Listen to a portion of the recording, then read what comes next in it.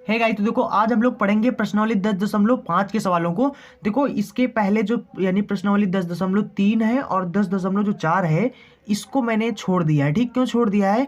क्योंकि बहुत लोगों ने कमेंट किया कि ये 30% में कट चुका है, इसलिए मैं सोचता हूँ कि आप लोगों का जो बोर्ड एग्जाम है वो मैं आपको सिलेबस आपका पूरा करवा दूं आपके बोर्ड एग्जाम से पहले पहले। इसलिए हम आपको ये सीधा प्रश्नावली 10.5 से बताने जा रहे हैं।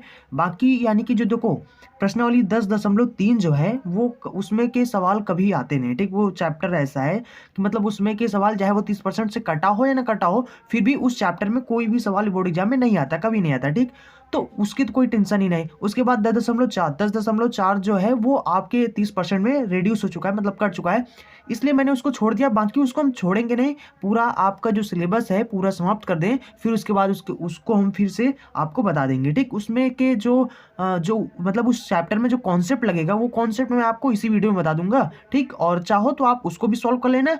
वैसे भी 30% में कटा है तो फिर आएगा ही नहीं, तो फिर मतलब कि अभी के लिए हम इसको छोड़ रहे हैं। ठीक है, यानी प्रश्नावली 10.3 और 4 को, बाकी इसको हम बाद में सॉल्व करा देंगे। तो चलिए शुरू करते हैं और खत्म करते हैं इस प्रश्नावली को। ठीक, तो Hey there. Subscribe to my channel. And also press this bell icon.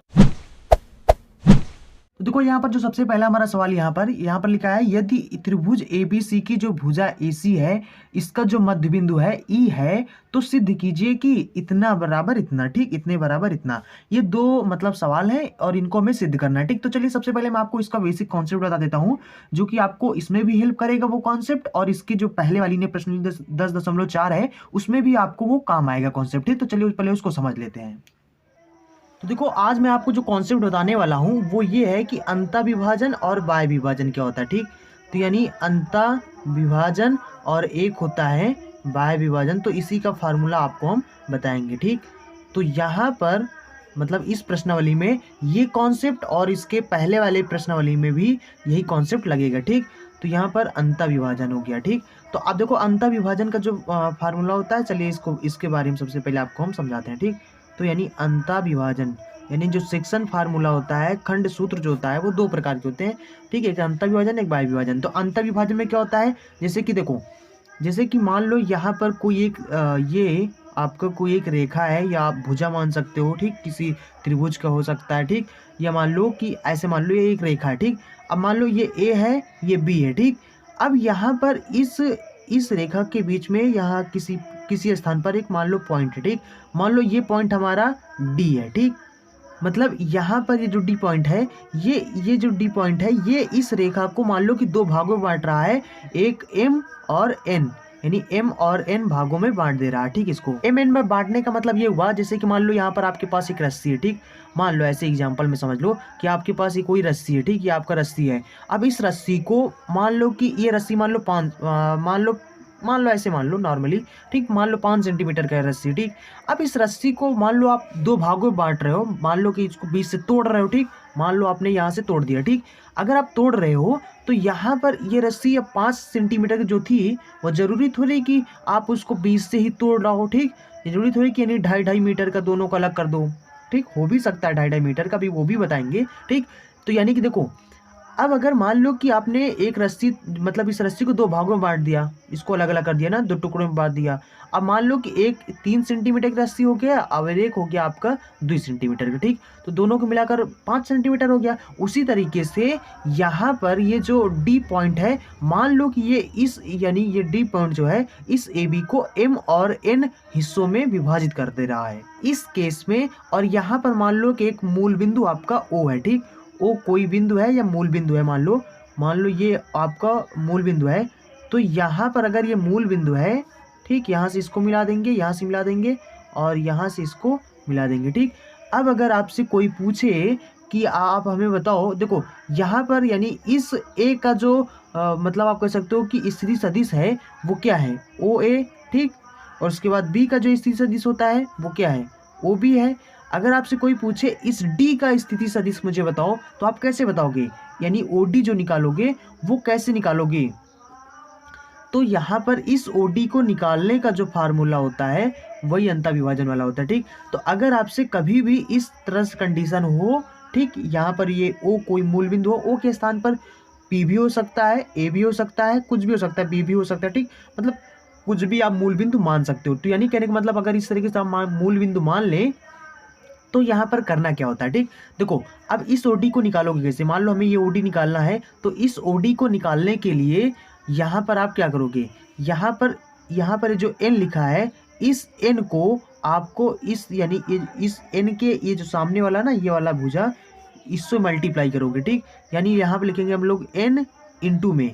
अब यानी इसको किससे मल्टीप्लाई, इस एन को किससे मल्टीप्लाई करना है, ये सामने वाला, ठीक। ये जो सामने वाला दिख रहा है ना, इससे मल्टीप्लाई करना है, ठीक। यानी कि यहाँ पर जो ओ ए है इससे मल्टीप्लाई करना है, ओ ए से, ठीक। उसके बाद प्लस लिखना है, ठीक। अंतर विभाजन में प्लस करना है, बाह्य विभाजन जब हो जाए तो आपको माइनस लिखना है, ठीक।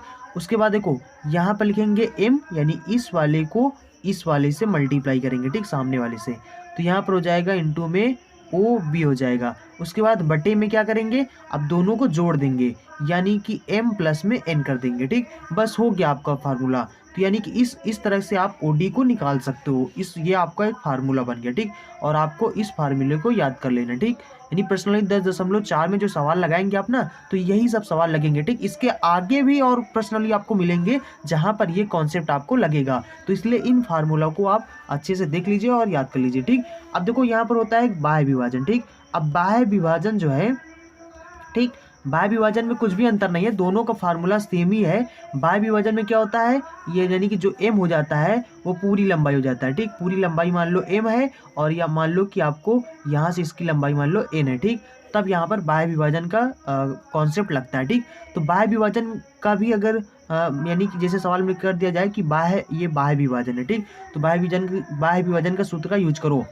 तो अगर ओडी निकालना है बाह्य विभाजन के सूत्र को यूज करके, तो यहाँ पर क्या हो जाएगा, सिर्फ यहाँ पर आपको माइनस लगा देना, बाकी सेम होता है, ठीक। तो यहाँ पर हो जाएगा m इंटू में ओ बी और उसके बाद माइनस में n इंटू में ओ ए, ठीक। और बटे में यहाँ पर m माइनस n हो जाता है, ठीक। तो कहने का मतलब है कि बाह्य विभाजन में क्या होता है, सिर्फ और सिर्फ आपको करना क्या है, माइनस बीच में लगा देना है, तो बाह्य विभाजन का सूत्र बन जाएगा। और इसी को अगर प्लस कर दोगे तो ये अंतर विभाजन का सूत्र बन जाएगा। तो समझ गए ना, इस तरीके से आपको ओडी निकालना है, ठीक। अच्छा आप इसको समझ गए। चलिए अब यहाँ पर एक चीज और समझ लो कि यहाँ पर एक केंद्रक क्या होता है, माध्यिका क्या होता है, ठीक। ये देखो बार बार आपको मिलेगा। तो यानी कि देखो जैसे कि मान लो ये आपका त्रिभुज है, ठीक। मान लो हमारा ये एक त्रिभुज है जो कि ए बी सी आपका त्रिभुज है, ठीक। ए हो गया, ये बी हो गया, ये सी हो गया, ठीक। और यहाँ पर इसका यानी कि जो त्रिभुज है, इस त्रिभुज का जो माध्यिका होता है वो क्या होता है, तो माध्यिका होता है यहाँ पर ये जो लाइन हम खींचेंगे, ये जो खींच रहे हैं यही इसकी माध्यिका होती है, ठीक। इस लाइन को बोलते हैं हम लोग माध्यिका। यहाँ पर मान लो ये डी पॉइंट है, ठीक। अब देखो माध्यिका जो होती है वो कभी भी त्रिभुज के यानी त्रिभुज में जो माध्यिका हम लोग खींचते हैं वो कभी भी त्रिभुज की जो भुजा होती है, त्रिभुज का भुजा क्या है, एक ये भुजा है, ये भुजा है, ये भुजा है, त्रिभुज में 3 भुजा होते हैं। तो यानी कि कभी भी जो माध्यिका होती है वो त्रिभुज के भुजाओं को 2 बराबर भागों में बांटती है, ठीक। मतलब यहाँ पर ये जो डी है ये क्या है, जितना बी डी है उतना ही डी सी है, ठीक। आपको यहाँ दिखने में कम ज़्यादा भले दिखाई दे रहा हो, लेकिन अगर जो मेजरमेंट अगर हम लोग इसको करें तो यहाँ पर अगर हम देखें तो यहाँ पर जो VD जितना VD है उतना DC है, ठीक। तो यहाँ पर जो VD है उतना ही DC है। अगर ये 2 सेंटीमीटर ये भी है, ठीक। तो मतलब यहाँ पर क्या है, ये VD क्या है, VD VC का यानी कि मध्य बिंदु है। तो मध्य बिंदु का मतलब क्या हुआ, ये इसको बराबर बांट, यानी कि माध्यिका का मतलब होता है कि उस भुजा को वो 2 बराबर भागों में बांट देता है, ठीक। अब यहाँ पर ये लाइन खींचे, अगर हम लोग यहाँ से इसको खींचें तो ये देखो यहाँ पर मान लो ये ई पॉइंट हो गया, ठीक। तो ये भी हमारा क्या है, माध्यिका है, ठीक। ये भी इस भुजा को देखो 2 बराबर भागों बांट रहा है, ए ई और ई सी। तो जितना ए ई है उतना ही ई सी है, ठीक। तो यानी कि अब इतना हमेशा याद रखना कि माध्यिका जो होती है भुजा को 2 बराबर भागों में काटती है, ठीक। यहाँ पर हम लोग यहाँ पर भी एक माध्यिका खींच सकते हैं, ठीक। यहाँ पर ये हो गया मान लो एफ, ठीक। तो ये भी देखो, ये देखो ए एफ जितना है उतना ही एफ वी भी है, ठीक। तो यानी कहने का मतलब 2 बराबर भागों में बांटता है। तो ये हमारी माध्यिका हो गया, ये भी माध्यिका है, ये भी माध्यिका है, ठीक। तो इन माध्यिकाओं का जो प्रतिच्छेदन बिंदु होता है, इस पॉइंट को हम लोग केंद्रक बोलते हैं, ठीक। ये होता है इस त्रिभुज का केंद्रक। तो इस केंद्रक को आप चाहो तो जी से लिख दो या ओ से लिख दो, कुछ भी, ये तो आप पर डिपेंड करता है कि आप इसको इस केंद्रक का नाम क्या देना चाहते हैं। ठीक, तो मान लो इस पॉइंट को हमने जी नाम दे दिया। ठीक, तो ये हो गया जी। ये यहाँ पर ये जो जी है ये पॉइंट हमारा क्या है, केंद्रक है इस त्रिभुज का। ठीक, तो समझ गए ना माध्यिका क्या होता है, केंद्रक क्या होता है। अब देखो यहाँ पर एक चीज और समझ लो, जो कि आपको प्रश्नावली 10.5 के अभी सवाल हम लोग जब अभी जो पढ़ने वाले हैं, इस प्रश्नावली में क्या होगा, जो कॉन्सेप्ट लगेगा, देखो ये इतना जितना चीज मैंने पूरा बता दिया, ये आपको लगेगा प्रश्नावली 10.4 में सब कॉन्सेप्ट लगने वाला है। ठीक, अब यहाँ पर आज जब हम लोग पढ़ने वाले हैं जो प्रश्नावली, इसमें जो लगेगा कॉन्सेप्ट वो लगेगा अंता विभाजन ही वाला ही लगेगा। ठीक, अंता विभाजन, लेकिन थोड़ा सा चेंज होगा। ठीक, चेंज ये होगा अंता विभाजन। ठीक, देखो यहाँ पर मान लो ए है, यहाँ पर मान लो बी है। ठीक, तो यहाँ पर इस ए और बी के बीच में मान लो डी है, मान लो इसके बीच में डी है, और यहाँ पर मूल बिंदु ओ है। ठीक, तो यहाँ पर मान लो मूल बिंदु ओ है। ठीक, तो यहाँ पर थोड़ा सा आप ध्यान देना, यहाँ पर ये कहने का मतलब है कि ये जो AD, जितना AD है उतना D भी है। ठीक, तो यानी कहने का मतलब AB का मध्य बिंदु D है यहाँ पर। अगर ऐसा कंडीशन देखो, अगर मान लो कि ये यहाँ पर मान लो ये इसका 2:1, यानी कि इसको अंता विभाजन में 2:1 में इसको विभाजित कर रहा है। अगर 2:1 में विभाजित कर रहा है या 3:2 में विभाजित कर रहा है, तब तो आप अंता विभाजन वाला सूत्र लगाएंगे। कैसे लगाएंगे, इसको वाले को मल्टीप्लाई करना इससे वाले से, यहाँ पर जो हो उसको मल्टीप्लाई करना इससे, और बटे में आपको उन दोनों को जोड़ देना। ठीक है ना।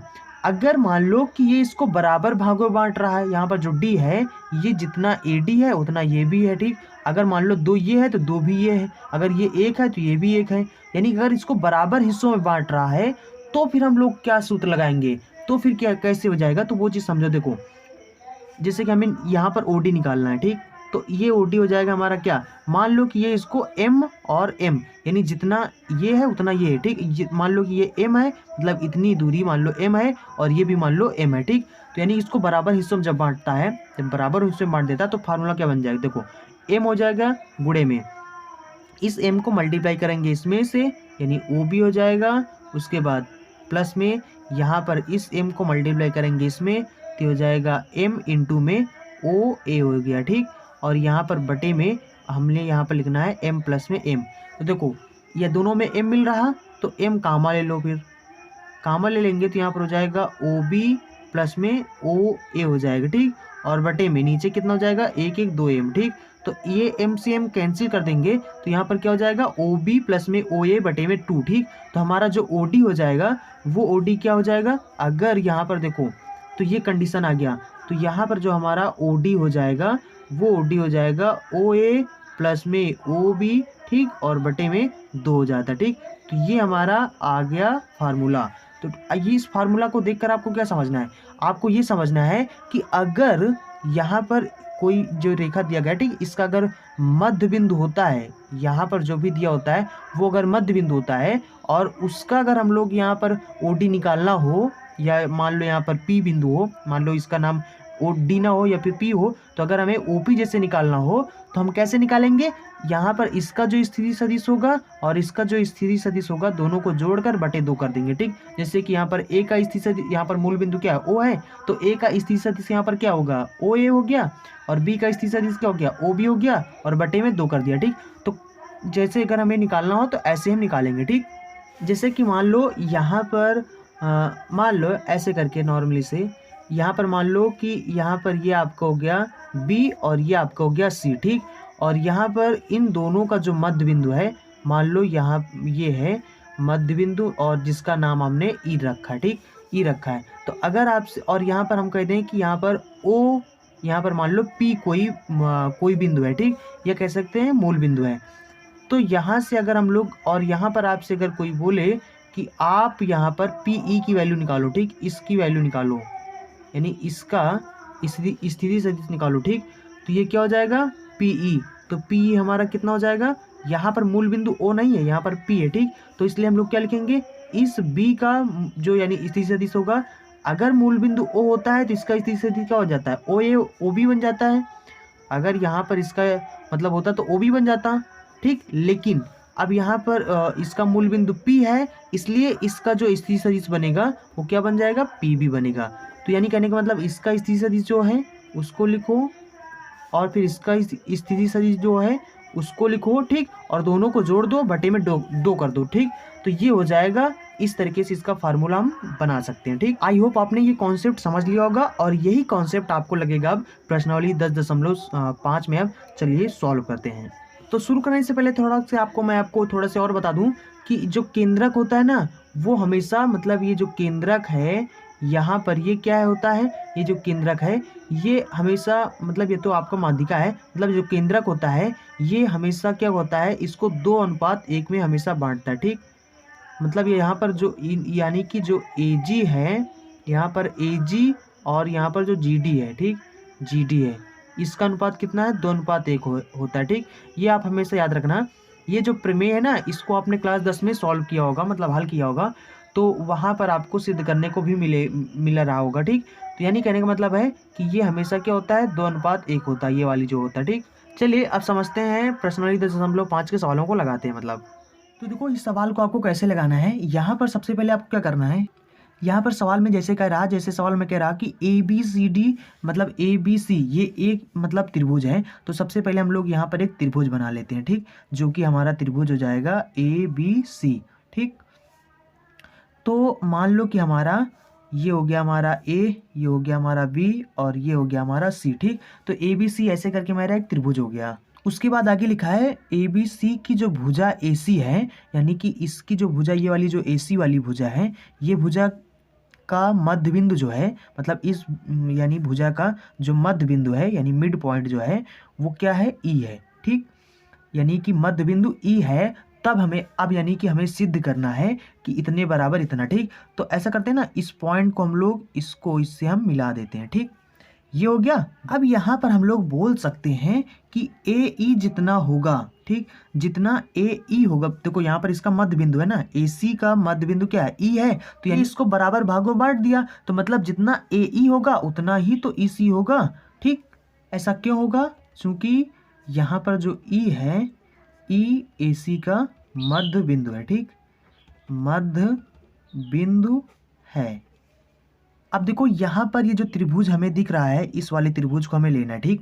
अब यहाँ पर लेंगे हम लोग यानी त्रिभुज BEA में, ठीक, त्रिभुज BEA में, ठीक। इसमें अगर हम लोग त्रिभुज वाला नियम लगाएं तो यहाँ पर क्या हो जाएगा, देखो यहाँ पर BE और प्लस में अगर हम लोग EA करें तो हमें ये मिल जाएगा ना, ये वाला मिलेगा, यानी कि BA मिल जाएगा, ठीक। त्रिभुज वाले नियम से आपने त्रिभुज वाला नियम पढ़ा होगा ना।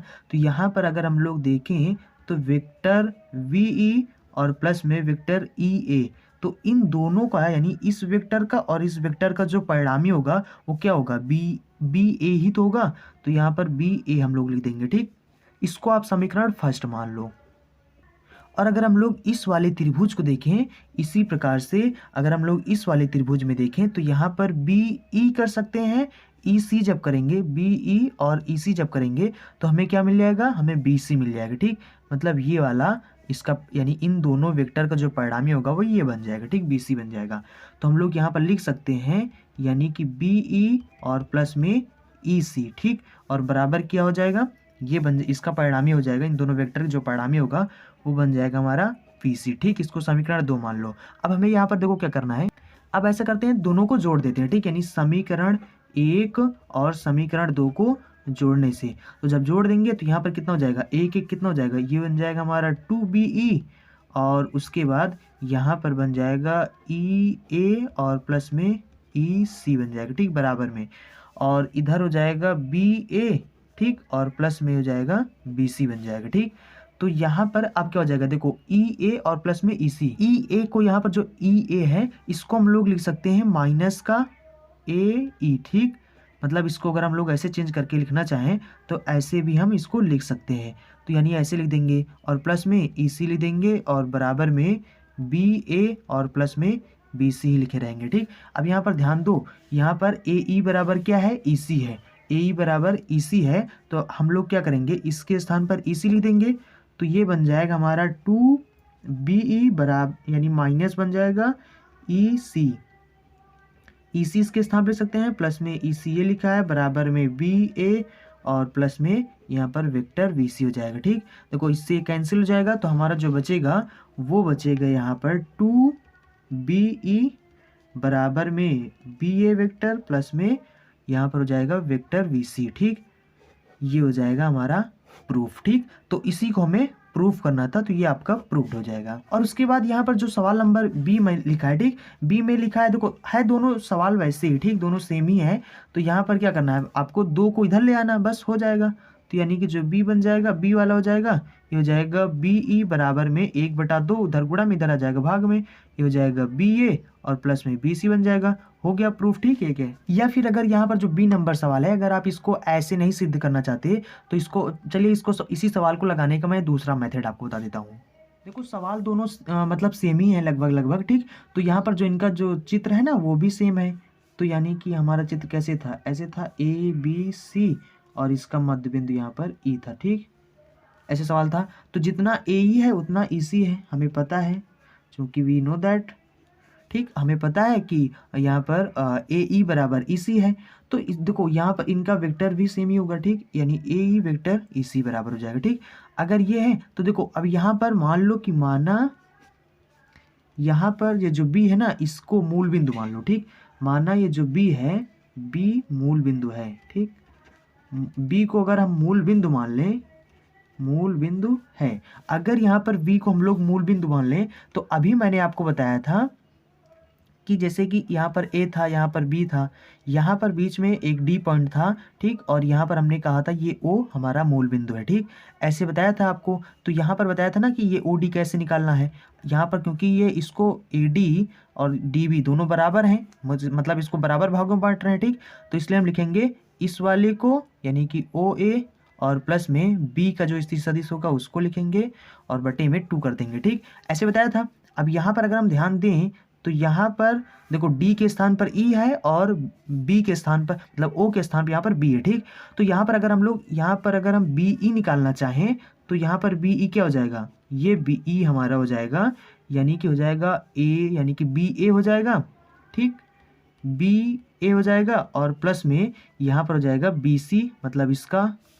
ठीक, तो यहाँ पर हो जाएगा VC और बटे में 2 हो जाएगा, इसको इधर तिर्यक गुणा कर देंगे तो बन जाएगा 2 और BE बन जाएगा।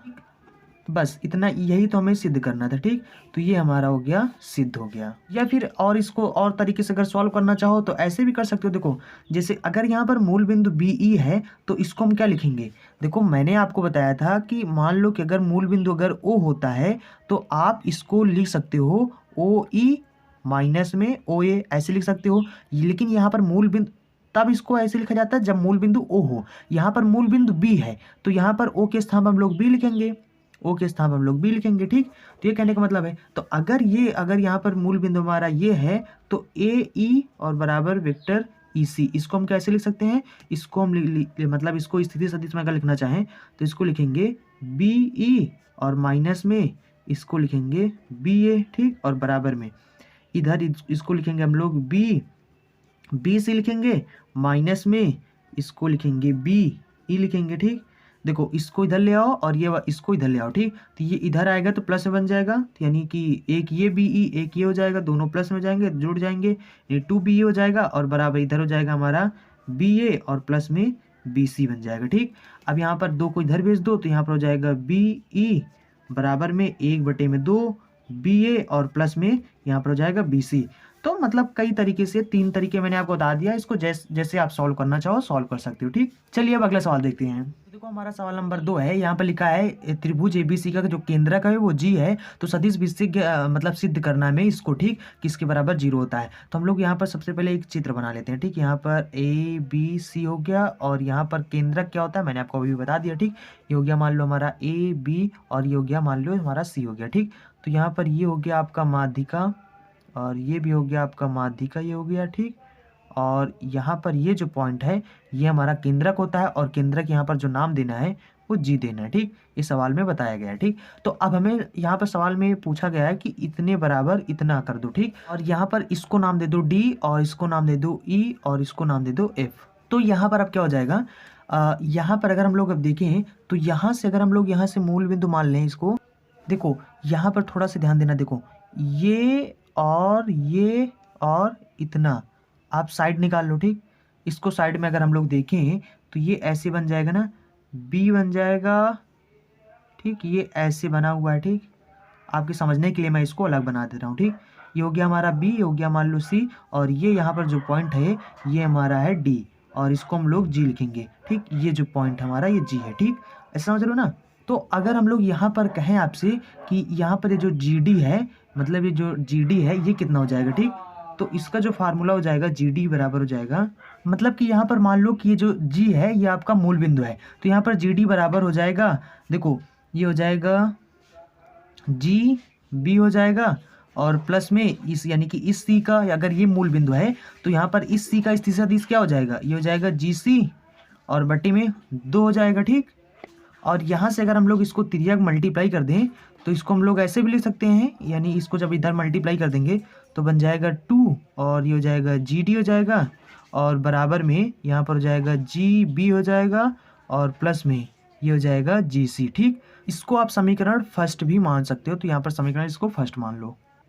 और आप एक चीज़ समझ लो कि त्रिभुज का जो केंद्रक होता है, यानी कि जो त्रिभुज में जो केंद्रक होता है, ठीक, ये क्या होता है, देखो माध्यिका जो होता है वो भुजा को 2 बराबर भागों में बांट देता है, 2 बराबर भागों में मतलब बांटता है, ठीक। ये माध्यिका हो गया, तो मतलब जैसे कि इस भुजा को देखो 2 बराबर भागों में बांट दिया, लेकिन जो केंद्रक होता है यहाँ पर, ये हमारा जो केंद्रक होता है, ये जो केंद्रक होता है ये इसको 2 बराबर भागों में नहीं बांटता, ये इसको 2 अनुपात यानी कि 2:1 के अनुपात में इसको बांटता है, ठीक।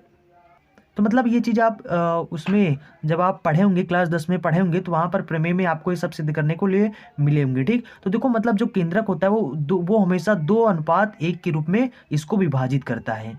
तो मतलब जैसे कि ये ए है, ये बी है, और ये सी है, ये डी है, ठीक है। ये मान लो ये हमारा पॉइंट, हमारा जो केंद्रक का जी है, तो यानी हम लिख सकते हैं यहाँ पर ए जी बटे में जो जी डी है, जी डी, ठीक, ए जी बटे में जी डी जो है वो क्या है, 2:1 के रूप में है। देखो चाहे आप इसको लिखो ए जी अनुपात जी डी बराबर 2:1, ठीक, या फिर इसी को आप बटे में लिख दो, अनुपात को बटे में लिखा जाता है, ठीक। और यहाँ पर अगर हम लोग इसको मल्टीप्लाई करेंगे तो यहाँ पर हो जाएगा ए जी और बराबर हो जाएगा 2 जी डी हो जाएगा, ठीक। और अब हम लोग इसका वेक्टर ले लेंगे, तो यहाँ पर देखो अगर इसको हम लोग यानी कि जी को इधर कर दें, ए को इधर कर दें, मतलब इसको आगे पीछे कर दें, तो यहाँ पर माइनस लग जाएगा, तो बन जाएगा 2 जी डी बराबर हो जाएगा माइनस का जी ए, इसको बना देंगे, ठीक। अब देखो जहाँ पर मतलब 2 जी डी है उसके स्थान पर हमें क्या लिखना है, माइनस का जी ए, ठीक। तो आप समीकरण यहाँ पर लिख दो समीकरण फर्स्ट से, तो समीकरण फर्स्ट में जहाँ पर 2 जी डी था ना उसके स्थान पर हमें लिखना है माइनस का जी ए,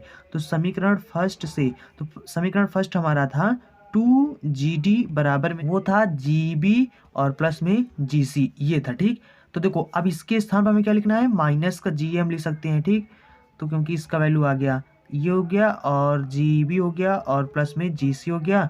अब इसको इधर ले आओगे तो इधर 0 बचेगा, इधर ये माइनस में, इधर आ जाएगा प्लस में, तो ये बन जाएगा हमारा जी ए प्लस में जी बी और प्लस में जी सी बन जाएगा, ठीक, और बराबर 0 हो जाएगा, ठीक। ये हमें प्रूव करना था, तो ये हमारा प्रूव्ड हो गया, ठीक। तो चलिए अब अगला सवाल देखते हैं। अब देखो यहाँ पर इस सवाल को समझो, यहाँ पर सवाल नंबर 3 का ए नंबर है, यदि ए बी सी में भुजाएं बी सी सी ए तथा ए बी के मध्य बिंदु क्रमशः यहाँ पर ये दिए गए हैं तो सिद्ध की करना में ये, ठीक। तो यानी कि पहले चित्र बना लेते हैं फिर उसके बाद समझते हैं। तो यहाँ पर जो चित्र बनाना है वो आपको जो सवाल में कहा गया है उसी के अकॉर्डिंग बनाना है, ठीक। तो यहाँ पर हो जाएगा हमारा मान लो ए बी और ये सी है, ठीक। तो यहाँ पर देखो बी सी का मध्य बिंदु क्या है, डी है, क्रमशः का मतलब ये होता है, ठीक। बी सी का मध्य बिंदु क्या है, डी है, तो यहाँ पर ये डी लिख देंगे, ठीक। उसके बाद सी ए, तो सी ए हमारा ये हो जाएगा, इसका जो मध्य बिंदु है वो क्या है, ई है, ठीक। उसके बाद इसका जो मध्य बिंदु है ए बी का वो हमारा दिया गया है एफ, ठीक। तो अगर हम लोग इसको मिलाना चाहें तो यानी इसको मिला देंगे इससे, और इसको मिलाएंगे इससे, और इसको मिला देंगे इससे, ठीक। ये लाइन टेढ़ा हो गया, ठीक, थोड़ा से। अब इसको लिख लेना। अब देखो यहाँ पर जो है वो इस पॉइंट को आप मान सकते हो, ये मतलब हमारा केंद्रक है, इसको आप जी लिख सकते हो, ठीक।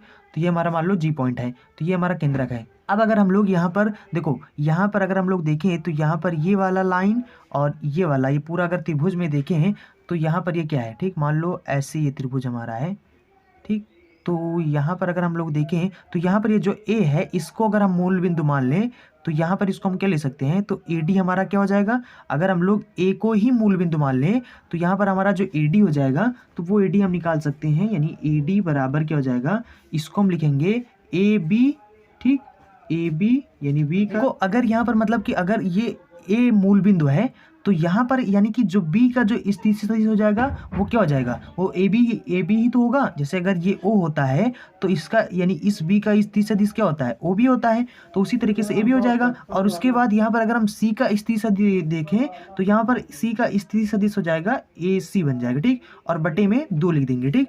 ये हो गया हमारा ए डी का मान। इसी प्रकार से अगर हम लोग यहाँ पर देखें तो यहाँ पर देखो, यहाँ पर ये देखो AC का जो मतलब कि मध्य बिंदु क्या है, AC का इसी प्रकार यहाँ पर लिख दो, इसी प्रकार यानी सिमिलरली, ठीक।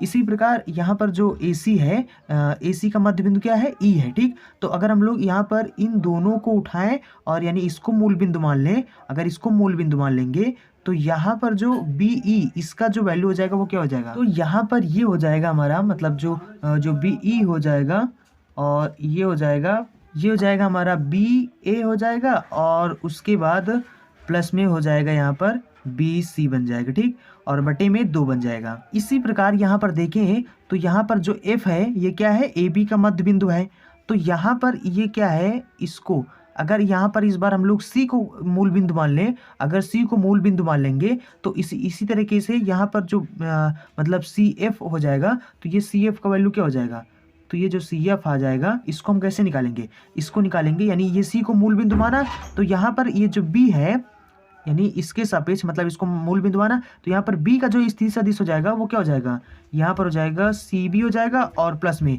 यहाँ पर जो A का स्थिति सदिश हो जाएगा वो क्या बन जाएगा, CA बन जाएगा, ठीक, और बटे में 2 लिख देंगे। अब हम क्या करेंगे, इन तीनों को जोड़ देंगे, ठीक, तो यहाँ पर लिख देना जोड़ने पर और तीनों को जोड़ दो, ठीक। तो यहाँ पर जब जोड़ देंगे तो यहाँ पर क्या हो जाएगा, देखो ये हमारा हो जाएगा इधर AD हो जाएगा और प्लस में BE हो जाएगा, और यहाँ पर हो जाएगा प्लस में CF हो जाएगा, ठीक, और बराबर में देखो तीनों को अगर जब जोड़ेंगे तो तीनों में देखो बटे में 2 है ना, तो यहाँ पर हम लोग 1/2 कामा ले लेंगे, और जब कामा ले लेंगे तो यहाँ पर ये हो जाएगा प्लस में ये हो जाएगा प्लस में ये ऊपर वाला हो जाएगा, ठीक। तो यानी हो जाएगा AB और प्लस में AC बन जाएगा, और प्लस में यहाँ पर हो जाएगा BA, और उसके बाद प्लस में यहाँ पर हो जाएगा BC, और प्लस में यहाँ पर बन जाएगा हमारा CB हो जाएगा, और प्लस में ये हो जाएगा CA हो जाएगा, ठीक।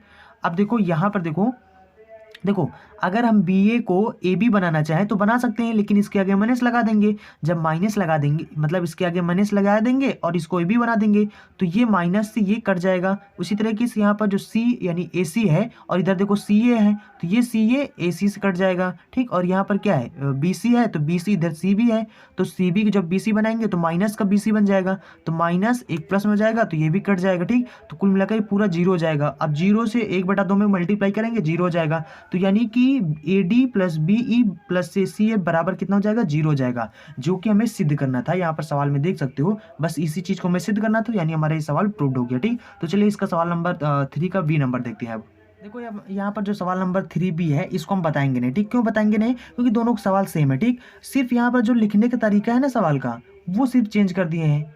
वहां पर क्या बता दिए थे, देखो यहाँ पर देखो चित्र इसमें भी वही बनेगा, ठीक, और कॉन्सेप्ट मतलब लगेगा उसी तरीके, ठीक। तो इसको हमें बताने की जरूरत नहीं है, ABC है, ठीक। और उस सवाल में देखो क्या कहा गया था, उस सवाल में मतलब बताया गया था कि इसका जो मध्य बिंदु है BC का D है, और ये है हमारा E है, और ये जो हमारा है वो F है, ठीक। ऐसे बताया गया, और इसमें भी वही चीज़ बता दिया गया है कि AD BE तथा CF एक त्रिभुज की ABCD की माध्यिकाएं हैं। तो माध्यिकाएं का मतलब यहाँ पर ये मतलब सवाल का जो बोलने का जो तरीका है वो चेंज कर दिए हैं, बाकी दोनों सवाल सेम है और लगेगा जो लिखने का जो तरीका है वो भी सेम है, ठीक। तो ये चीज़ सवाल चलो छोड़ते हैं, और इसके बाद इसको आप लगा लेना, ठीक। जैसे लगेगा 3 का A नंबर सेम उसी तरीके से लगेगा सवाल नंबर 3 का B भी, ठीक। तो इसको हम नहीं बताते हैं, समय बच जाएगा, ठीक। तो चलिए अब अगला सवाल पढ़ लेते हैं। देखो सवाल नंबर 4 जो हमारा लिखा है यहाँ पर त्रिभुज ABC की भुजाएं BC CA तथा AB के मध्य बिंदु क्रमशः यहाँ पर दिए गए हैं, और यहाँ पर दर्शाइए कि किसी बिंदु O के लिए, ठीक। यहाँ पर देखो इस सवाल का मतलब क्या है, देखो ऐसे में एक चित्र बना लेना, ठीक। और यहाँ पर हो जाएगा हमारा ये ए हो जाएगा, बी हो जाएगा और ये सी हो जाएगा। ठीक, तो यहाँ पर देखो बी सी का जो मध्य बिंदु है वो सवाल में दिया गया है, ये मतलब ये डी है, और उसके बाद में यहाँ पर इसका जो मध्य बिंदु है वो ई है, और ये वाला जो है हमारा वो एफ है। ठीक, तो ये हो जाएगा हमारा एफ, और ये जो पॉइंट हमारा वो ओ है। ठीक, को इसमें भी वही उसी तरीके से सॉल्व करना है। कैसे, देखो यहाँ पर एक बार आपको यहाँ पर ओ यानी कि जो ओ है ना, इसको मूल बिंदु मानकर देखो यहाँ पर इतना एक बार उठा लो। ठीक, और इसको ओ मूल बिंदु मान लो, फिर उसके बाद मूल बिंदु मानकर ओ डी की वैल्यू निकाल लो। फिर उसके बाद देखो यहाँ पर क्या है, अगर हमें ओ डी की वैल्यू मिल जाए और ओ ई की वैल्यू मिल जाए और ओ एफ यानी ये वाला मिल जाए, अगर ये मिल जाए तो हम लोग जोड़ देंगे, तीनों को जोड़ देंगे तो हमारा आंसर आ जाएगा। ठीक, तो हम लोग यही करेंगे, यहाँ पर एक बार यानी कि ओ को एक बार इस वाले त्रिभुज के साथ, मतलब ये जो त्रिभुज की तरह दिख रहा है ना, ऐसे आपको ले लेना है। ठीक, उसके बाद एक बार यानी ओ को मूल बिंदु मानकर यहाँ पर इन दोनों को निकाल लेना है, ओ ई के मतलब निकाल लेना है, फिर मूल बिंदु मानकर ओ एफ का निकाल लेना है। ठीक, तो यहाँ पर चलो यहाँ पर हम लोग निकालेंगे, तो यहाँ पर ओ डी की वैल्यू क्या हो जाएगा, यहाँ पर जो मूल बिंदु है ये क्या ओ काम कर रहा है। ठीक, यहाँ पर, और यहाँ पर देखो अगर इस अकॉर्डिंग अगर हमने यहाँ पर निकालें ओ डी, तो यहाँ पर क्या हो जाएगा, ये हो जाएगा हमारा ओ बी यानी ओ बी और प्लस में हो जाएगा ओ सी। ठीक, और बटे में हो जाएगा 2, तो यानी ओ डी आ गया। और उसके बाद अगर हम लोग यहाँ पर निकालें इसी तरीके से ओ, यहाँ पर लिख सकते हो सिमिलरली यानी इसी प्रकार। ठीक, तो यहाँ पर इसी प्रकार क्या हो जाएगा, ओ ई की वैल्यू क्या हो जाएगा, तो ओ ई की वैल्यू हो जाएगा ओ ए। ठीक, और उसके बाद प्लस में वेक्टर ओ सी और बटे में 2। ठीक, और इसके बाद ओ एफ की निकालें इसी प्रकार से, तो यहाँ पर ओ एफ क्या हो जाएगा, ओ एफ ये हो जाएगा हमारा ओ बी और उसके बाद प्लस में ओ ए यानी कि ए का स्थिति सदिश बटे में 2। ठीक, अब तीनों को हम लोग जोड़ देंगे, जब जोड़ देंगे तो यहाँ पर क्या हो जाएगा, जोड़ देंगे तो यहाँ पर हो जाएगा, यहाँ पर लिखना जोड़ने पर, तो यहाँ पर जब जोड़ देंगे तो जोड़ने पर, तो यहाँ पर जब जोड़ देंगे तो यहाँ पर हो जाएगा हमारा ओ डी प्लस में ओ ई प्लस में ओ एफ और बराबर में, बराबर किस पर, जब तीनों को जोड़ेंगे तो तीनों में हर मतलब 1/2 है, तो 1/2 कामा ले लेंगे। और उसके बाद यहाँ पर क्या बन जाएगा, यहाँ पर देखो ये हमारा ओ बी प्लस में ओ सी प्लस में ओ ए और प्लस में ओ सी, और उसके बाद फिर प्लस में यहाँ पर है ओ बी और प्लस में ओ ए है। ठीक, तो यहाँ पर देखो एक ओ बी ये है, एक ओ बी ये है, यानी 2 ओ बी हो गए, एक ओ सी ये है, एक ओ सी ये है, यानी ओ सी भी 2 है और यहाँ पर ओ ए भी 2 है। ठीक, तो यानी कि सब यहाँ पर 2 2 हैं। ठीक, तो अगर 2 2 है तो यहाँ पर 2 2 मतलब सब में कामा मिल जाएगा, जब कामा ले लेंगे तो 2 से 2 कैंसिल हो जाएगा, नहीं कैंसिल हो जाएगा। ठीक, तो यानी कि ये बन जाएगा हमारा अब ओ डी प्लस में ओ ई और प्लस में ओ एफ हो जाएगा, बराबर में 1/2 हो जाएगा, दोनों में मतलब इन सब में 2 कामा ले लेंगे, तो यहाँ पर क्या बचेगा, एक ओ बी बचेगा, एक ओ ए बचेगा और एक ओ सी बचेगा। ठीक, तो ये 2 से 2 कैंसिल हो जाएगा। तो देखो यहाँ पर अब यहाँ पर ये इतना जो बचा है ना, इसी को हमें सिद्ध करना था, यानी O D plus O E plus में ओ एफ बराबर में ओ बी प्लस ओ ए ओ सी। ठीक, ये देखो सवाल में देखो, बस हमें यही सिद्ध करना था, ये देखो। ठीक, तो आई होप आप समझ गए होंगे, ये भी प्रूफ हो गया। चलिए अब अगला सवाल देखते हैं। तो देखो ये हमारा सवाल नंबर 5 है। यहाँ पर लिखा है यदि त्रिभुजों ए बी सी तथा डी ई एफ के केंद्रक जो क्रमशः है, मतलब ए बी सी का जो क्रम यानी कि जो मतलब कि जो यहाँ पर केंद्रक है वो G1 है। ठीक, और उसके बाद डी ई एफ इसका जो केंद्रक है वो है यहाँ पर G2 है। ठीक है, तो हमें सिद्ध करना है इतने बराबर इतना है। ठीक, तो चलिए इसको कैसे सॉल्व करना है। देखो यहाँ पर सबसे पहले हम लोग बनाते हैं, यहाँ पर एक बनाएंगे त्रिभुज ए बी सी जिसमें होगा, और एक बनाएंगे डी ई एफ वाला। ठीक, डी ई एफ। ठीक, तो ये जाएगा डी ई और एफ बन जाएगा, ये हो जाएगा हमारा ए बी सी। ठीक, 2 त्रिभुज है यहाँ पर, और यहाँ पर इसका जो केंद्रक बनेगा वो कैसे बन जाएगा, वो ये हो गया इसका केंद्रक। ठीक, इसको हम लोग नाम देते हैं G1। ठीक, यहाँ पर कहा गया ना कि इसका G1 है और इसका जो केंद्रक है, ठीक, ये हो जाएगा हमारा, ये हमारा G2 है। ठीक, ये हो गया। और ये जो पॉइंट है इसको आप P मान लो, इसमें भी P मान लो, ठीक। आपको पता है कि ये जो ये है ना G1 जो है ये क्या है आपका केंद्रक है, और ये जो केंद्रक वाली जो लाइन होती है ये इसको कितना 2:1 के अनुपात में बांटता है, मतलब काट यहाँ पर इसको विभाजित करता है, ठीक। तो ये भी 2:1 के अनुपात में है और ये भी कितना है 2:1 के अनुपात में है। यानी हम ये भी कह सकते हैं कि यहाँ पर जो AG1, ठीक, AG1 और अनुपात यहाँ पर जो G1P ये कितना है 2:1 है। अब यहाँ पर क्योंकि यहाँ पर जो P पॉइंट है ये क्या है BC का आधा है, ठीक। तो चूंकि यहाँ पर जो P है ये क्या है BC का मध्य बिंदु है, अगर ये इसका मध्य बिंदु है तो यहाँ पर हम लिख सकते हैं, इसको हम आपको अलग समझा दे रहे हैं। देखो यहाँ पर मान लो ये है और यहाँ पर मान लो B है और ये मान लो C है और ये मान लो P है, ठीक। और यहाँ पर मान लो ये हमारा मूल बिंदु O है, ठीक। तो अगर हम देखें यहाँ पर अगर हम OP निकालना चाहें तो यहाँ पर OP क्या हो जाएगा, OP क्या है यहाँ पर P अगर BC का मध्य बिंदु है तो जो हमारा OP हो जाएगा वो क्या बन जाएगा, यानी कि B का स्थिति सदिश और प्लस में C का स्थिति सदिश और बटे में 2 हो जाएगा, ठीक। यही तो हो जाएगा। और उसके बाद अगर हम लोग इस वाले को निकालना चाहें तो यहाँ पर ये वाला हमारा क्या हो जाएगा, देखो इस वाले को भी हम यहाँ पर ऐसे बना देते हैं ताकि आपको समझ में आ जाए, ठीक। तो यहाँ पर हमारा ये क्या है एक यानी कि एक छोरा का क्या है यहाँ पर A है और दूसरा क्या है P है और बीच में क्या है G1 है और ये इसको 2:1 में विभाजित कर रहा है, ठीक। देखो 2 और ये जो लाइन है ना ये इसी को मैंने यहाँ पर ये भुजा बना दिया, ठीक। अब देखो यहाँ पर मान लो मूल बिंदु O है, ठीक, इसको मिलाएंगे और यहाँ पर अगर हम लोग यहाँ से OG1 निकालना चाहें तो यहाँ पर OG1 ये कितना हो जाएगा, तो OG1 जो हमारा हो जाएगा वो कितना हो जाएगा, देखो 2, उसके बाद यहाँ पर अंतर विभाजन वाला सूत्र लगाएंगे, ठीक। तो यहाँ पर 2 हो जाएगा इनटू में ये वाली भुजा, तो 2 और ये हो जाएगा OA हो जाएगा, उसके बाद प्लस में यहाँ पर हो जाएगा हमारा 1 इनटू में और ये हो जाएगा हमारा OP हो जाएगा, ठीक।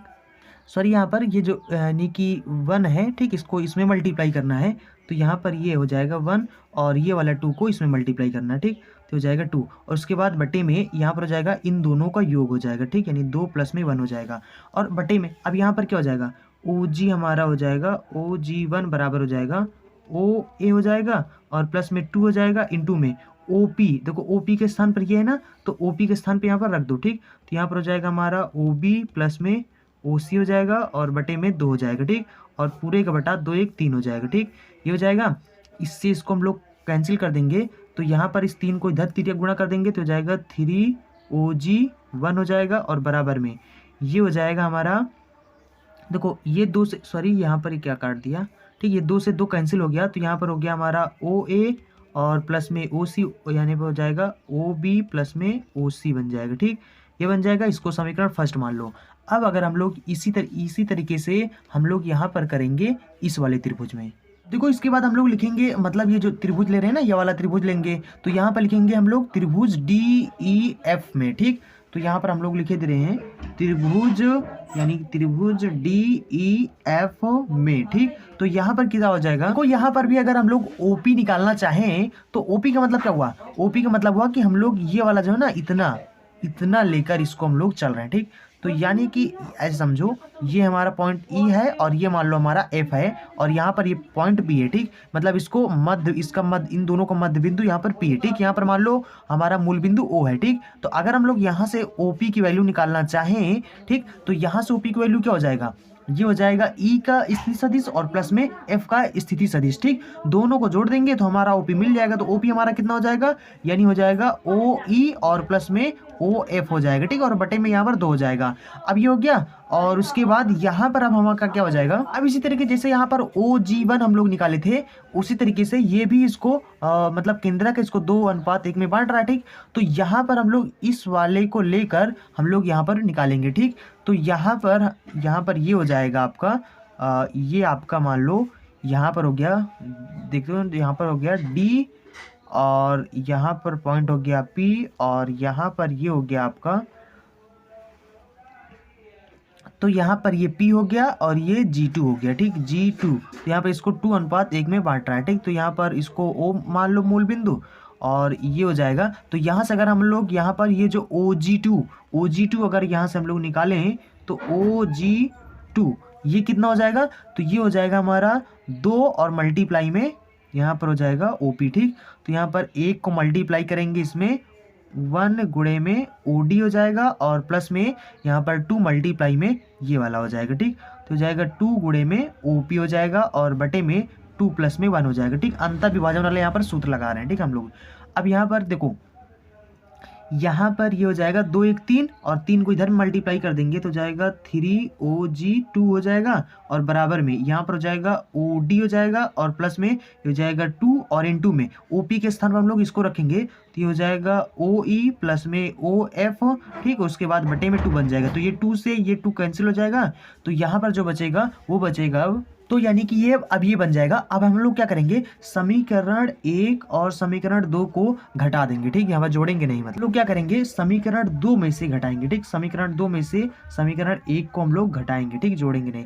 तो घटाने से, तो देखो ये हमारा समीकरण 1 है और ये समीकरण 2 है। तो अब हम लोग क्या करेंगे, 2 में से इसको घटाएंगे, तो जब 2 में से इसको घटाएंगे तो हो जाएगा 3G1 हो जाएगा, और उसके बाद माइनस में ये हो जाएगा 3OG2 हो जाएगा, ठीक। और उसके बाद ये G2 हो जाएगा, ये G1 हो जाएगा, ठीक। उसके बाद बराबर में, अब यानी इसमें से इसको घटाना है, तो यहाँ पर क्या हो जाएगा, ये हो जाएगा OD को इसके साथ ले लो, ठीक। तो यानी कहने का मतलब ये ऐसे हो जाएगा, पहले इसको साफ साफ लिख लो, तो हो जाएगा OE1 प्लस में OF प्लस में हो जाएगा OD हो जाएगा, और माइनस में इसको करेंगे, ठीक। माइनस का OA माइनस का OB और माइनस का OC बन जाएगा, ठीक। अब हम लोग क्या करेंगे, यहाँ पर D वाला को इसके साथ कर लेंगे, ठीक, इसके साथ कर लेंगे। उसके बाद यहाँ पर OE को OB के साथ ले लेंगे, उसके बाद OF को इसके साथ कर लेंगे, ठीक। तो ये क्या बन जाएगा, ये दोनों में 3 कामा मिल रहा है, तो यहाँ पर हो जाएगा OG1 और उसके बाद OG2 माइनस में OG1 हो जाएगा, ठीक। उसके बाद बराबर में यहाँ पर हो जाएगा हमारा OD और माइनस में OA हो जाएगा, और उसके बाद में प्लस में देखो यहाँ पर हो जाएगा OE, उसके बाद यहाँ पर माइनस में हो जाएगा OB, ठीक। उसके बाद प्लस में, अब F को इसके C के साथ ले लेंगे तो OF हो जाएगा माइनस में OC, क्योंकि प्लस में है ना, तो इनको चाहे जिसके साथ ले लो, ठीक, उससे कोई मतलब नहीं है। तो यहाँ पर हो जाएगा, अब देखो इसको हम लोग लिख सकते हैं, देखो ये हो जाएगा 3, और इसको हम लिख सकते हैं G, और यहाँ पर G1 इंटू में G2 ऐसे करके लिख सकते हैं, G1 G2 ऐसे लिख सकते हैं बराबर में, और यहाँ पर इसको हम लोग लिख सकते हैं AD, ठीक, A और D लिख सकते हैं, और इसको हम लोग लिख सकते हैं BE, ठीक। तो यहाँ पर इसको लिख देंगे वेक्टर BE, और प्लस में इसको हम लोग लिख सकते हैं, यहाँ पर देखो ये C है, यहाँ पर O है, तो यहाँ पर इसको हम लोग लिख सकते हैं CA लिख सकते हैं, ठीक। यहाँ पर हम लोग क्या किए, यहाँ पर जैसे कि AD होता है ना, इसका निकालते हैं ना, जैसे AD होता है तो यहाँ पर इसको लिखते हैं ना OD माइनस में OA, तो इसके स्थान पर फिर इसको हम लिख सकते हैं, ठीक। तो वही मैंने इसके स्थान पर इसको लिख दिया, इसके स्थान पर इसको लिख दिया, इसके स्थान पर इसको लिख दिया, ठीक। बस यही हमें प्रूफ करना था, तो ये आपका प्रूफ हो गया, ठीक। तो चलिए फिर अगला सवाल पढ़ते हैं, ठीक। यहाँ पर सवाल नंबर जो 6 यहाँ पर लिखा है, चतुर्भुज ABCD की सम्मुख भुजाओं के मध्य बिंदुओं को मिलाने वाली रेखाखंडों के प्रतिच्छेदन बिंदु क्यों है, तो यदि P कोई भी बिंदु है तो सिद्ध कीजिए कि इतने बराबर इतना, ठीक। देखो इस सवाल को सबसे पहले यहाँ पर लिखा है ना चतुर्भुज ABCD, तो सबसे पहले हम लोग बनाते हैं यहाँ पर चतुर्भुज और ABCD, मतलब जो ये है ना, ये हो जाएगा हमारा A, ये हो जाएगा हमारा B, ये हो जाएगा हमारा C, हो जाएगा हमारा D, ठीक। अब यहाँ पर इसकी सम्मुख भुजाओं का मतलब होता है सामने वाला, ठीक। सम्मुख भुजाओं के मध्य बिंदुओं को, यानी कि इसका मध्य बिंदु ये हो गया, इसका मध्य बिंदु ये हो गया, इसका मध्य बिंदु ये क्या, और ये हो गया, ठीक। तो कहते हैं सम्मुख भुजाओं को मिलाने वाली जो ये रेखाखंड है ना, ये रेखाखंड, मिलाने वाली रेखाखंड, ये और ये, ठीक। सम्मुख मतलब होता है इनके सामने को मिलाने, यानी सामने को मिलाने वाली जो रेखाखंड है, और ये जो रेखाखंड सामने मिलाने वाली, ये जहां पर प्रतिच्छेद बिंदु का मतलब होता है कि इन दोनों को काटने वाला जो बिंदु होता है उसको प्रतिच्छेद बिंदु बोलते हैं। जैसे यहाँ पर ये है, तो ये पॉइंट हमारा सवाल में मतलब बताया गया है कि क्यों है, ठीक।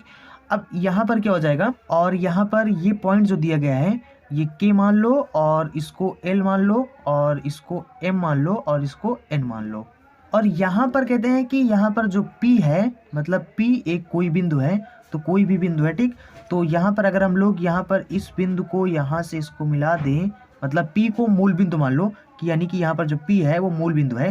तो अगर इन दोनों को करें और यहाँ से इसको इससे मिला दें तो यहाँ पर अगर हम लोग P और K, यहाँ पर P K का वैल्यू अगर निकालना चाहें तो यहाँ पर देखो P के बराबर क्या हो जाएगा, तो यहाँ पर बन जाएगा हमारा P K, तो P के बराबर हो जाएगा, देखो यहाँ पर हो जाएगा, ये P बिंदु हमारा मूल बिंदु है तो यहाँ पर हो जाएगा P A, यानी A का फिर स्थिति शब्द क्या हो जाएगा, P A हो जाएगा, ठीक। और उसके बाद प्लस में यहाँ पर हो जाएगा हमारा P B हो जाएगा और बटे में 2 हो जाएगा, यानी P K आ गया।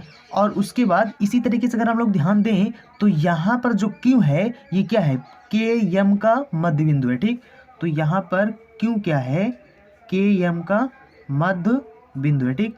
तो यहाँ पर इसका मध्य बिंदु है तो यहाँ पर क्या हो जाएगा, देखो अगर ये इसका मध्य बिंदु है तो ये इसका मतलब ये हुआ कि यहाँ पर ये Q हो गया और ये हो गया हमारा K और ये हो गया हमारा M। तो यहाँ पर P मान लो कोई बिंदु है, ठीक, मूल बिंदु है। तो यहाँ से अगर हम लोग PQ निकालना चाहें तो यहाँ पर PQ क्या हो जाएगा, तो यहाँ से अगर हम देखें तो PQ हो जाएगा यहाँ पर K का जो मूल, यानी अगर ये मूल बिंदु है तो K का यहाँ पर स्थिति सदिश क्या हो जाएगा, PK बन जाएगा। उसके बाद प्लस में M का क्या हो जाएगा, तो हो जाएगा PM, ठीक, और बटे में 2 हो जाएगा, ठीक।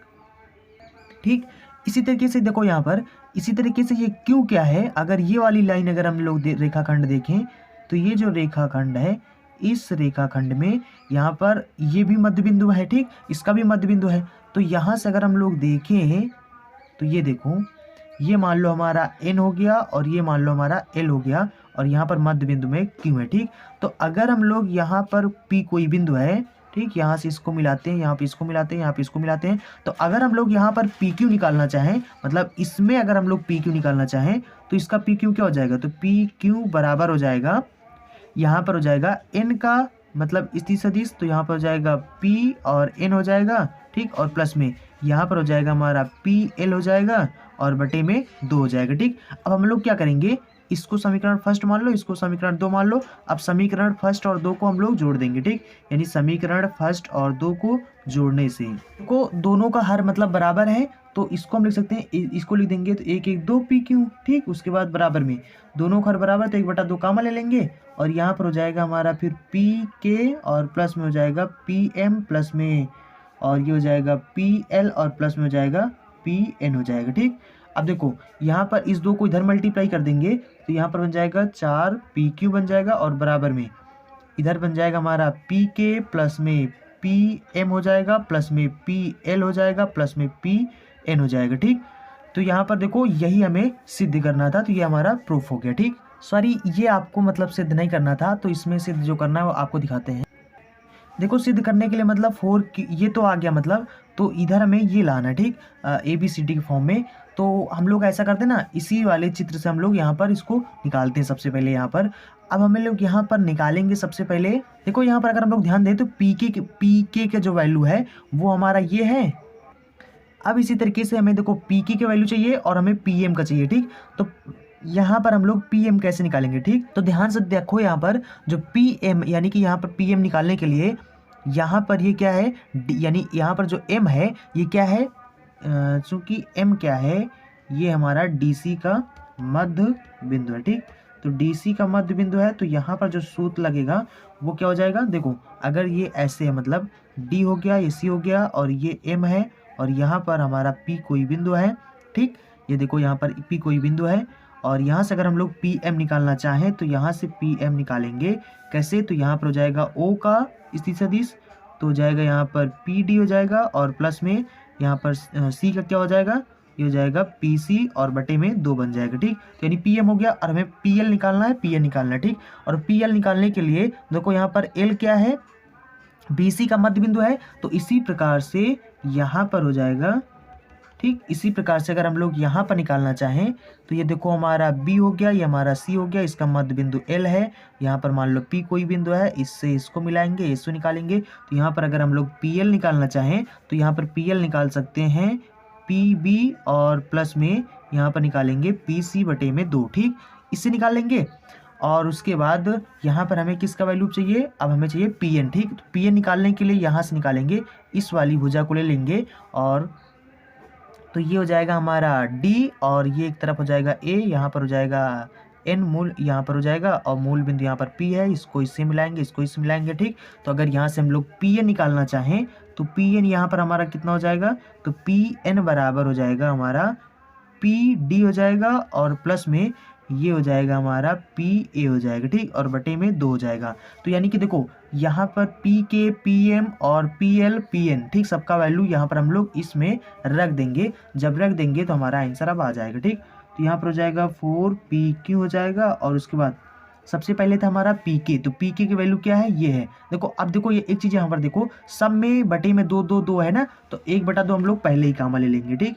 तो यहाँ पर हो जाएगा पी ए पी बी, ठीक। तो यानी पी के स्थान पर हो जाएगा पी ए प्लस में पी बी हो जाएगा, ठीक। उसके बाद प्लस में यहाँ पर है पी एम, ठीक। तो पी एम के स्थान पर क्या है, पी डी प्लस में पी सी। तो यहाँ पर हम लोग देंगे पी डी और प्लस में पी सी लिख देंगे, ठीक।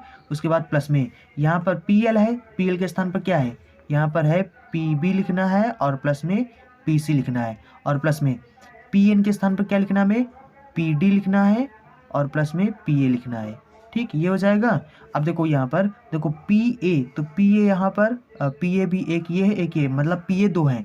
यहाँ पर पी बी, तो पी बी यहाँ भी मतलब पी बी भी यहाँ पर 2 है, ठीक। उसके बाद पी डी, तो पी डी भी यहाँ पर 2 है और यहाँ पर पी सी भी 2 है। तो सबको जब जोड़ोगे तो सब में 2 2 2 2 आ जाएगा, ठीक। तो 2 कामा ले लेंगे हम लोग, जब कामा ले लेंगे तो ये 2 से 2 कैंसिल हो जाएगा। तो यहाँ पर जो बचेगा, देखो जैसे इसके पहले किया था ना, एक में 2 कामा ले लिया था, 2 से 2 कैंसिल हो गया, उसी तरीके से इसमें भी जब कैंसिल हो जाएगा तो यहाँ पर सिर्फ एक पी ए बचेगा, एक पी बी बचेगा, ठीक। उसके बाद में और एक पी सी बचेगा और एक पी डी बचेगा, ठीक। अब ये हमारा सिद्ध हो गया और इसी को हमें सिद्ध करना था। तो आई होप आप समझ गए होंगे। चलिए अब अगला सवाल देखते हैं। तो देखो ये हमारा सवाल नंबर 7 है। यहाँ पर लिखा है ए बी सी डी एक समांतर चतुर्भुज है तथा पी उसके विकर्णों ए सी और वी डी का प्रतिच्छेद बिंदु है। पी क्या है, प्रतिच्छेद बिंदु है, ठीक। यदि ओ कोई भी बिंदु है तो सिद्ध करना में इतने बराबर इतना होता है, ठीक। तो यहाँ पर सबसे पहले हम लोग ए बी सी डी एक समांतर चतुर्भुज बना लेते हैं, ठीक। तो ये हो जाएगा हमारा, और यहाँ पर हो जाएगा, आप इसको नाम दे दो ए बी, और यहाँ पर हो जाएगा सी और डी हो जाएगा, ठीक। उसके बाद इसका जो विकर्ण होता है इसको विकर्ण बोलते हैं, ठीक। ये ए बी और सी डी, ठीक। इन विकर्णों का जो यहाँ पर ये जो प्रतिच्छेद बिंदु है ये कितना है, पी है, यहाँ पर सवाल में दिया गया है, ठीक। और यहाँ पर जो ओ है ये, ठीक, ये कोई एक बिंदु है, ठीक। तो यहाँ पर अगर हम लोग यहाँ पर देखें तो यहाँ पर मतलब इसको मूल बिंदु मान सकते हो। तो देखो यहाँ पर अगर हम लोग देखें तो यहाँ पर इस वाले को अगर हम लोग यहाँ पर देखें तो इसको हम ऐसे ले सकते हैं, ये हो जाएगा हमारा ए है और सी है और यहाँ पर बीच में पी है, ठीक। तो यहाँ पर ओ कोई मूल बिंदु है, ये ओ हो गया, ठीक, और ये हो गया। तो अगर हम लोग ओ पी यहाँ से निकालना चाहें तो ओ पी यहाँ पर लिख दो कि जो पी है वो क्या है, चूँकि पी ए सी का मध्य बिंदु है, ठीक, मध्य बिंदु है, ठीक। इसलिए क्या हो जाएगा, ओ पी बराबर कितना हो जाएगा, यहाँ पर हो जाएगा हमारा ओ ए हो जाएगा प्लस में ओ सी हो जाएगा और बटे में 2 बन जाएगा, ठीक। हम इन लोग इसको तिर्यक गुणा करेंगे इधर, तो ये बन जाएगा हमारा 2 ओ पी बन जाएगा और बराबर में ओ ए हो जाएगा प्लस में ओ सी बन जाएगा, ठीक। समीकरण इसको फर्स्ट मान लेंगे। इसी तरीके से यहाँ पर ये इसका भी है, ठीक। यहाँ पर डी बी का भी तो यहाँ पर मध्य बिंदु पी है, तो यहाँ पर इसको भी हम लोग यहाँ पर इसको हम निकालेंगे। ये हो जाएगा पी, ये हो जाएगा डी, हो जाएगा बी हो जाएगा, और यहाँ पर मूल बिंदु यानी मान लो ओ कोई बिंदु है, और यहाँ से अगर हम लोग इसमें से अगर ओ पी निकालना चाहें तो यहाँ पर ओ पी क्या हो जाएगा, तो यहाँ पर लिख सकते हो चूँकि जो पी है वो क्या है, वी डी का भी मध्य बिंदु है, मध्य बिंदु, ठीक है। तो यहाँ पर क्या हो जाएगा, अगर इसका है तो यहाँ से ओ पी हो जाएगा हमारा ओ डी हो जाएगा और प्लस में ओ बी हो जाएगा और बटे में 2 हो जाएगा। इसको तिर्यक मल्टीप्लाई कर देंगे तो यहाँ पर बन जाएगा 2 ओ पी बन जाएगा, बराबर में हो जाएगा ओ डी प्लस में ओ बी बन जाएगा, ठीक। उसके बाद समीकरण इसको 2 मान लो। अब समीकरण 1 और 2 को हमें क्या करना है, जोड़ देना, ठीक। जोड़ने से तो जब जोड़ देंगे तो यहाँ पर देखो 2 ये है, 2 ये है, 2 दूना 4 ओ पी हो जाएगा, ठीक। 4 ओ पी बन जाएगा, बराबर में इधर लिखा है ओ ए प्लस में ओ सी और प्लस में इधर है ओ डी प्लस में ओ बी, ठीक। तो अगर हम लोग इसको क्रम से लिखना चाहें तो इसको लिखेंगे 4 ओ पी बराबर में ओ ए के बाद क्या आता है, बी आता है, तो ओ बी हो जाएगा प्लस में हो जाएगा ओ सी हो जाएगा प्लस में ओ डी हो जाएगा, ठीक। तो ये हमें प्रूव करना था, तो ये हमारा प्रूव्ड हो गया, ठीक। आई होप आप समझ गए होंगे। तो चलिए अब अगला सवाल देखते हैं। देखो यहाँ पर सवाल नंबर 8 लिखा है ए बी सी 3 स्थिर बिंदु हैं। यदि बलों पी ए यानी वेक्टर पी ए तथा वेक्टर यहाँ पर पी बी का परिणामी सदैव सी से होकर जाता है तो सिद्ध कीजिए कि बिंदु पी जो है मतलब पी का जो बिंदु पथ है वो एक सरल रेखा है। ठीक, तो यहाँ पर मान लो ये पी है और यहाँ पर ये मान लो आपका ए है, ये मान लो आपका बी है। ठीक, तो यहाँ पर ए बी और यहाँ पर मान लो सी है। ठीक, तो ए बी और ये सी क्या है, स्थिर बिंदु हैं। ठीक, इसको हम लोग यहाँ से इसको मिला देंगे। देखो यहाँ पर सवाल के कहने का मतलब है यहाँ पर ये जो बल है यानी पी ए वाला जो बल है पी ए और यहाँ पर जो पी बी, ये दोनों जो बल हैं इनका जो परिणामी है, इसका जो परिणामी है, इसका परिणामी क्या होगा। देखो अगर हम लोग यहाँ से मान लो यहाँ पर एक एम बिंदु है। ठीक, तो अगर हम लोग यहाँ से इसका परिणामी निकालें तो इसका परिणामी यही होगा। ठीक, तो यहाँ पर क्या हो जाएगा, यहाँ पर अगर हम लोग पी एम निकालना चाहें तो ये इसको हम लोग लिख सकते हैं, ये मान लो मूल बिंदु है। तो यहाँ से अगर यानी पी ए हो जाएगा और प्लस में ये हो जाएगा पी बी हो जाएगा, बटे में 2 बन जाएगा। ठीक है, गुणा कर देंगे तो जाएगा 2 पी एम बन जाएगा। ठीक, बराबर में ये हो जाएगा पी ए, ठीक, और प्लस में पी बी हो जाएगा। ठीक, तो यानी कि यहाँ पर अगर हम देखें तो पी ए और पी बी इसका जो परिणामी है ये क्या है, ये 2 पी एम है। तो 2 पी एम है तो ये यहाँ से भी होकर जाएगा यानी सी से भी होकर जाएगा। देखो मतलब अगर ये ए और बी अगर यानी कि यहाँ पर स्थिर बिंदु है तो एम भी स्थिर होगा। तो अब जब एम स्थिर होगा तो यहाँ पर ये जो परिणामी है, इसका जो परिणामी है ये क्या है, ये एम से होकर जा रहा है। ठीक, अतः हम यहाँ पर कह सकते हैं, अतः तो यहाँ पर देखो मैंने लिख दिया है कि अतः P की जो प्रत्येक स्थिति के लिए जो PA है और ये जो PB है, ठीक, ये इन बलों का जो परिणामी है ये M से भी होकर जाएगा और C से भी होकर जाएगा। ये देखो दुगना है ना, तो यहाँ पर क्या होगा, ये यहाँ से भी जाएगा, ये इसका जो रेखा है वो आगे तक चला जाएगा। ठीक, ये C से भी होकर जाएगा। इसलिए यहाँ पर हम बोल सकते हैं, तो यहाँ पर लिख दो, इसलिए यहाँ पर जो बिंदु P है इसका जो बिंदु पथ है वो ए बी के मध्य बिंदु M और C से होकर जाने वाली एक सरल रेखा है। ठीक, तो ये चीज़ आपको लिख देना है। देखो इस प्रकार के सवाल वैसे जल्दी तो एग्जाम में आते नहीं हैं, और आते भी हैं ना तो आप इतना लेक्चर अगर लिख जाओगे तो बस आपका टीचर जो होगा वो पूरा नंबर दे देगा। ठीक, इस प्रकार के सवाल क्या होते हैं, मतलब बहुत अजीब तरह के सवाल होते हैं, बहुत लेंदी होते हैं, इसलिए ज़्यादा एग्जाम में आते नहीं हैं, और उसके बाद बहुत कम होते हैं, बहुत रेयर केस में आते हैं, लगभग ना के बराबर। और आते भी है ना तो उसमें आप कुछ भी ऐसे करके लिख के चले आओगे ना, तो मतलब कुछ भी का मतलब होता है उससे रिलेवेंट, यानी कि जो चीज़ पूछ रहा है, जो चीज़ बोल रहा है वो चीज़ अगर आप सिद्ध करके चले आओगे तो थोड़ा बहुत आपका अगर मिस्टेक भी रहेगा तो वो पूरे नंबर उसमें मिल जाएंगे। तो ये सवाल आपका हो गया। ठीक, तो ये आपका मतलब सिद्ध हो गया कि ये जाने वाली रेखा एक सरल रेखा है। चलिए अब अगला सवाल देखते हैं। तो देखो ये हमारा सवाल नंबर 9 है। यहाँ पर लिखा है 4 बल हैं, यानी alpha vector A B, beta vector C B, lambda vector C D एवं यहाँ पर डेल्टा वेक्टर ए डी क्रमशः चतुर्भुज ए बी सी डी की भुजाओं A B C B D C D एवं ए डी के अनुदिश क्रिया करते हैं तथा संतुलन में है। तो सिद्ध कीजिए कि एल्फा और गामा, यहाँ पर ये लेम्डा नहीं है गामा है। ठीक, तो गामा और इज इक्वल टू यहाँ पर बीटा और ये डेल्टा है। ठीक, तो यानी इतना हमें प्रूफ करना है, इतना हमें सिद्ध करना है। ठीक, तो यहाँ पर हम लोग बना लेते हैं यहाँ पर ऐसे करके एक चतुर्भुज। ठीक, और यहाँ पर ये ए है, ये बी है, ये सी है, ये डी है। ठीक, और यहाँ पर क्या हो जाएगा, यानी ये कितना दिया हुआ है एल्फा ए बी, और ये कितना है, तो ये है हमारा बीटा, और ये है सी बी, और ये है हमारा गामा सी डी है, और ये हमारा डेल्टा ए डी है। ठीक, और देखो यहाँ पर क्या हो जाएगा, देखो बिंदु ए पर लगे बलों का जो परिणामी होगा वो इस तरफ होगा। ठीक, और उसके बाद यानी कि सी पर लगे बलों का जो परिणामी होगा वो इस तरफ होगा। ठीक, और यहाँ पर जो विकर्ण बी डी और ये जो ए सी है इसका ये जो मतलब प्रतिच्छेदन बिंदु है ये हमारा मान लो ओ है। ठीक, ये ओ है। तो देखो यहाँ पर जो मतलब कि यानी कि ये वाला और ये वाला जब दोनों इन दोनों यानी कि ना अनुदिश क्रिया करते हैं, तो जब ये दोनों क्रिया करेंगे तो वो क्या हो जाएगा, ए ओ हो जाएगा।